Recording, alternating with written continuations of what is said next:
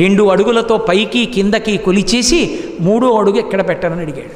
అడిగితే బలిచక్రవర్తి అన్నాడు, సునృతంబుగాని నుడువదు దాజి బొంకజాల నాకు బొంకు లేదు, నీ తృతీయ పదము నిజము నాశిరమున నెలవు చేసి పెట్టు నిర్మలాత్మ అన్నాడు. నా నోటి వెంట అబద్ధం రాదు. 3 అడుగులు ఇస్తానన్నాను, ఇస్తాను. 1 అడుగు భూమి 1 అడుగు ఆకాశం కొలిచావు, 3వ అడుగు నా తల మీద పెట్టన్నాడు. వెంటనే వరుణపాశములతో బంధించేశారు. ఆయన రాక్షసులు పారిపోయారు.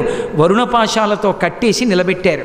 నిలబెడితే వింధ్యావళి ఏడిచింది, మా ఆయన చేసిన తప్పేమిటి, నువ్వు విష్ణువని తెలిసి కూడా ఇచ్చేశాడు, అందుక ప్రతిఫలం ఆయన్ని వరుణపాశాలతో కట్టావని.